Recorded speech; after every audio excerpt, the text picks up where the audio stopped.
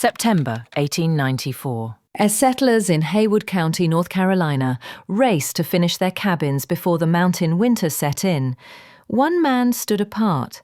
Silas McReynolds, a 52-year-old immigrant from Pennsylvania, wasn't raising log walls like his neighbours. He was still hauling stone. While others cut timber and sealed cracks with clay, Silas spent 3 weeks stacking hand-picked fieldstone. Each one fitted so precisely that not a drop of mortar was needed.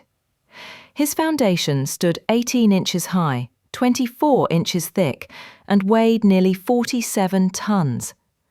To his neighbours, it was madness. They called him the Stone Fool. Standard cabins took 2 days to build from the ground up. Silas's foundation alone took 21. Local builder Tom Crenshaw, a veteran of 30 years, laughed it off. "Ground don't freeze deep here, not like up north," he said. "That kind of stonework's just showing off." But Silas wasn't showing off. He was remembering. He had learned his craft in Lancaster County under a strict German mason named Hinrich Weber. The old man's rule was simple. Du musst stark sein. The foundation must be strong, or everything above it will fail.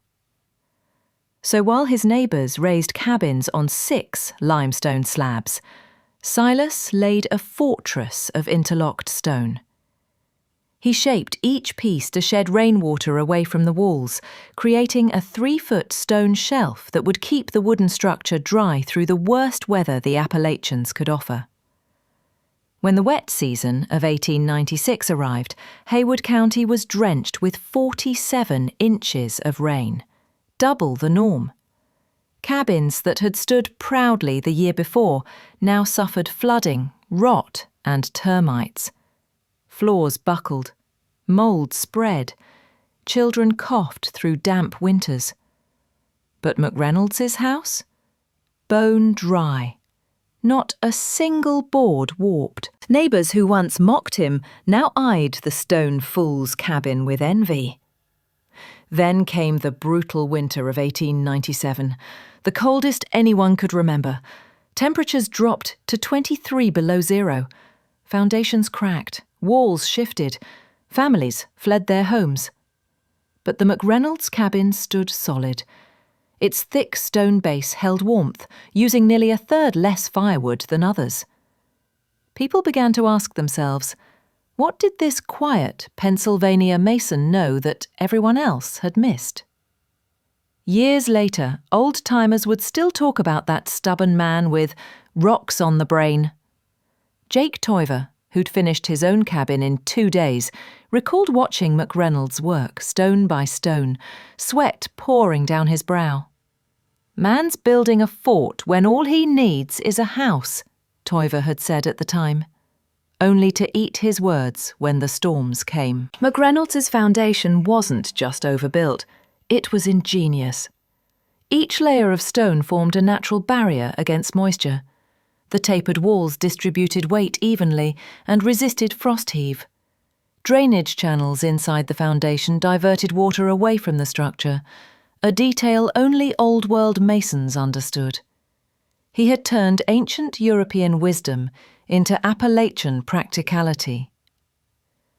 By 1900, other settlers quietly began copying McReynolds' methods.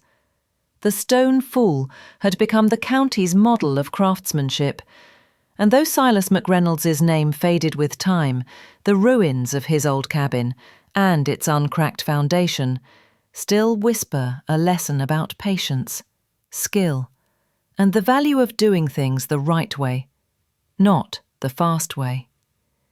Because sometimes the fool is just the man who's 100 years ahead of his time. Settlers passing by McReynolds' building site couldn't help but stare. While their own log cabins were nearly finished, walls up, roofs on, he was still fussing over an elaborate stone foundation. To some, it seemed foolish. Martha Hensley, whose husband had built their cabin in record time, remarked that some folks got more time than sense. By the first frost of October, The difference was clear. The valley's cabins were warm and ready for winter, smoke curling from their chimneys. McReynolds, meanwhile, was only just placing the first sill logs atop a foundation that had consumed nearly a month of his time. Most settlers built fast and simple, setting logs directly on stones in 2 or 3 days, using about 2 tons of rock. McReynolds, however, built with precision. He shaped each massive stone by hand, laid careful drainage channels, and raised his entire structure 18 inches off the ground. Neighbours laughed at what they called the stone fool's foundation. But as October rains fell, small differences began to show. Jake Toiver's cabin, built the usual way, grew damp near the base. Moisture crept up through the sill logs, darkening the wood. Even Tom Crenshaw, one of the best builders in the valley, found water wicking into his foundation. McReynolds' cabin, however, stayed dry. The raised floor allowed air to circulate beneath, preventing condensation. The extended stone ledge deflected rainwater away, keeping the timber untouched. Then came the true test, the winter of 1894. In Appalachia, it wasn't the snow that destroyed cabins, but the endless soaking rain. By December, 22 inches had fallen. The ground turned to a sponge, holding moisture like a trap. Toiver noticed his floorboards softening near the east wall, the oak planks yielding slightly underfoot. The wood itself was fine, but the logs beneath were drawing water like wicks, soaking up moisture from the saturated earth. By January, decay had begun. The first dark stains appeared, silent signs of structural rot. Meanwhile, McReynolds' cabin stood firm, bone dry, elevated above the muck, every stone doing its work exactly as planned. What neighbours once mocked as wasteful caution now looked like foresight. The stone fool had built the only home in the valley that winter couldn't touch. By the winter of 1895, Silas McReynolds' foresight had become undeniable. While most settlers relied on traditional Appalachian methods, laying logs directly on stone piers, Silas's 18-inch raised stone foundation stood as a monument to patience and precision. Where others saw wasted time, he saw protection against the inevitable: water, cold, and decay. As winter deepened, dark stains crept along the base of his neighbours' cabins.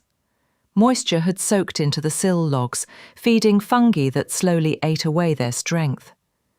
Inside, walls felt damp, food spoiled, and smoke clung thick in the humid air. Martha Toiver complained that nothing ever felt dry.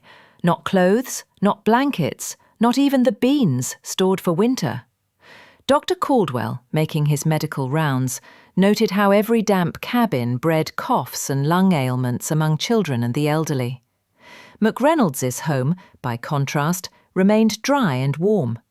His stone foundation acted as a capillary break, keeping moisture from rising through the wood. Air circulated freely beneath the floor, and his fire burned efficiently. 6 cords of wood for the entire winter, while neighbours used twice that. Every detail, from the extended stone shelf that shed water to the perfectly fitted dry masonry, served a purpose. Then came the disasters of 1896 and 1897. Years of relentless rain and brutal cold that tested every building in the hollow. Jake Toiver's floor collapsed after months of hidden decay. Termites and rot had devoured his foundation. Tom Crenshaw, once proud of his craftsmanship, watched his walls twist and split under frost heaving. Families fled collapsing homes, seeking shelter where they could. Only McReynolds' cabin endured, solid, dry, and warm. By spring, the truth was undeniable. The stone fool had been right all along. Toiver tore down his ruined cabin and asked McReynolds to teach him to build it right. Even Crenshaw, once the valley's master builder, adopted Silas's methods, setting a new standard for mountain construction. Within a few years, raised stone foundations spread across Appalachia. Repairs dropped by 70%, and illness rates declined dramatically. McReynolds never sought credit. His goal had simply been survival. As he told his grandson years later, "The mountain don't care what you think is good enough, only what still stands when winter gets serious." If you enjoy forgotten stories of American ingenuity and craftsmanship, make sure to like, subscribe, and turn on notifications.